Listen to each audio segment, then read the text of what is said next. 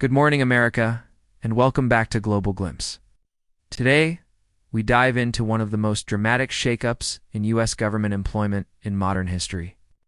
More than 100,000 federal workers are expected to formally resign this coming Tuesday in what would be the largest mass resignation ever seen in the federal workforce. The resignations are tied to a sweeping administration plan to reduce the size of government, which critics say is driven by ideological motives and executed under an atmosphere of fear and intimidation. As Congress edges toward a funding deadline, the White House has ordered agencies to prepare for large-scale firings if a funding deal fails. This morning we'll explore what's driving this exodus, how the government and public are reacting, and what this means for the future of federal employment, governance, and U.S. institutions. The coming resignations stem from a broader strategy by the Trump administration to reshape the federal workforce. Many of these employees say that for months they've been subjected to pressure and uncertainty, threats, changing policies, and an environment they describe as insecure and hostile. A longtime FEMA employee put it plainly, when a mission is stripped away, job security removed, and trust eroded, many see no alternative but to leave. These workers span across agencies, including sectors like disaster response, public health, veterans affairs, and more. The scale is staggering. The departure of over 100,000 workers in a single day would overwhelm agency operations, jeopardize continuity of essential services, and inflict institutional memory loss that could take years to recover. Compounding the crisis is timing. The mass resignations are scheduled just as Congress faces a critical deadline to authorize funding or risk initiating a government shutdown. The resignations, partially voluntary under duress and partially forced by policy, risk creating gaps in staffing just when many federal agencies are already operating.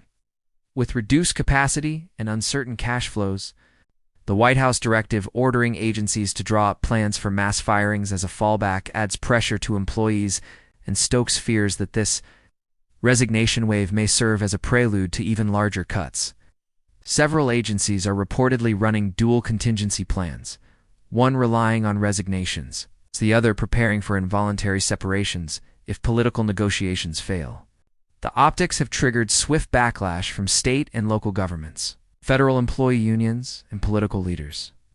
The governor of Oregon and other local authorities challenged the characterization of Portland as war-ravaged, pushing back on federal narratives used to justify harsh interventions. Many federal employees have come forward in anonymous interviews, describing a climate of intimidation, constant policy changes, murky performance reviews, and fear of retaliation. Some warn that the resignations could become a self-fulfilling prophecy. As more employees depart, workloads increase on remaining staff, who in turn may quit under mounting stress. In Washington, political fallout has been sharp and public. Democrats have lambasted the mass resignation strategy as a reckless and irresponsible assault on the backbone of government. They warned this move will degrade essential services, hurt citizens who rely on federal programs, and damage public confidence in institutions. Republicans supporting the administration argue that a leaner government is long overdue and that reform is essential to reduce waste, inefficiency, and political bureaucracy. Some in GOP circles frame the resignations as a forced weeding out of ineffective federal workers who resist reform. The political battleground is now shifting to Capitol Hill, where funding votes, hearings, and oversight inquiries are expected to dominate the agenda. The consequences extend beyond politics and into the practical operation of government. Agencies like FEMA, the FDA, the Social Security Administration, and the Internal Revenue Service rely heavily on experienced staff.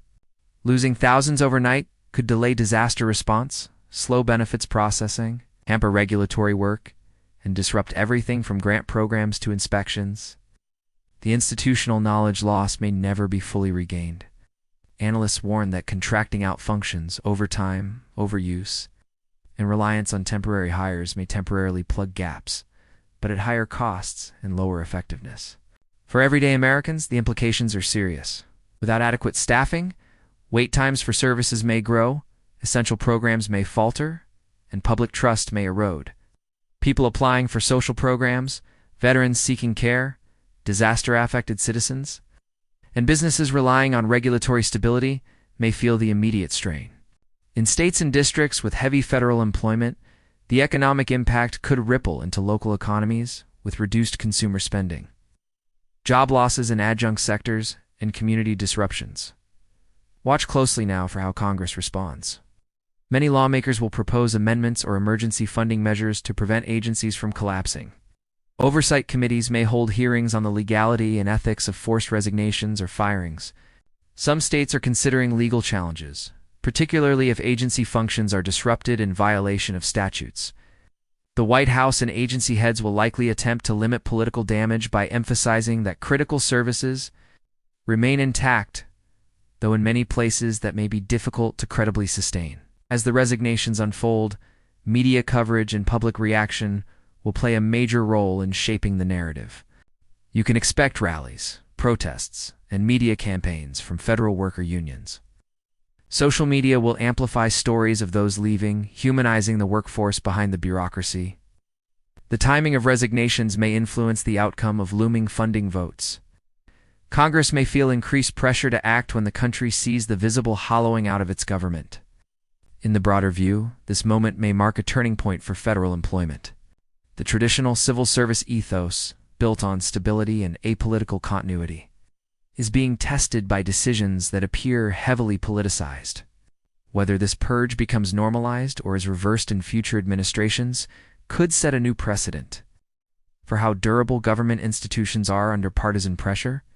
Will future employees enter public service if they see such instability? Will regulatory agencies remain robust when leadership changes regularly threaten their staff? To summarize, America is on the edge of a historic government shakeup. Over 100,000 federal workers are preparing to submit resignations under duress. Agencies are bracing for collapse, and the political and social fallout is poised to be enormous.